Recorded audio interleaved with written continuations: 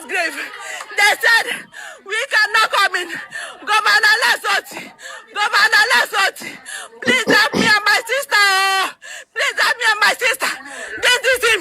Because he thinks he has money. Because he thought he has money. He wants to render us useless. Look at him. Look at him. Oh. Look at him. Look at him. He's the one that said, we are not going to come in. Woman affairs, oh, come and help us. Because we are dear children. They want to leave us homeless. They want to render us homeless. Oh, Governor Leslie, please help us. Facebook, please let it go viral. Facebook, make it go viral. TikTok, please make it go viral. They want to render us homeless. Please make it go viral because he has money. Because he has money. Please make us go viral. Please. We even talking what I hear. Maka this video watch, especially gwa bụ nwoke na-ege m ntị na Igbo onye Igbo. Gee ntị. Ụmụ ike kedu afịa traditional practice as na nwaanyị adịghị enwe obi. Nsogbu adịrọ. Mana mara amara na law Nigeria supersede every law, every tradition or everything in our practice again na Nigeria.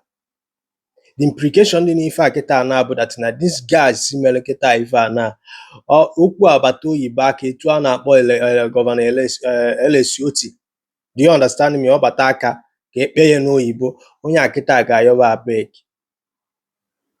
Do you understand me? Mgbe afọ ọ ga-abụ oge ọbụla ị na-anọ na nwaanyị adịghị enwe ugbu a gafego anyị ada akọzi ụda akụkọ afọ. So ọ bụrụ na ị bụ nwoke ka na-eche ụda echiche afọ ị need to grow up.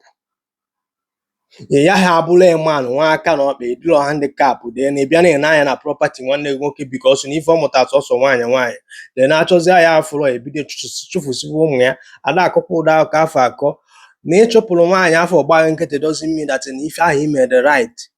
No, he just intimidate the girl or the woman. Do you understand me? Or cry out to government in when he jelly nga. It's what all the begging and amulu here 5 or 6. Montamoke 3 and 1 at 3. Unfortunately, long wake papuna. You know, boom, the property papunu no electia. Without he settle room wine. Na fa balloon nkete doesn't mean na fa joy that is joy is alright fa. Na fa ma menwe. Do you understand? I got the reason why in this 21st century na mmadụ ka na-eche this don't me echiche. So ị na-achụfụ ha n'ụlọ papa fa na awatala fa na nkụ fa na-eku ume fa abụrụ human being ọ bụrụ ọbara dị fa na-arụ. Ị na-achụpụ fa ka fa je ebe ebili. So ọ bụ na Igbo ema nka na-eche ude echiche a guys inwe problem. You need ihe a na-akpọ rehab. Do you understand me? Achọ papa unu afụrọ gbanụ mbọ na isetụrụ ụmụnne nwaanyị ebe ma case ọ bụ na papa unu nwere property. Don't neglect the girls sisters inwe.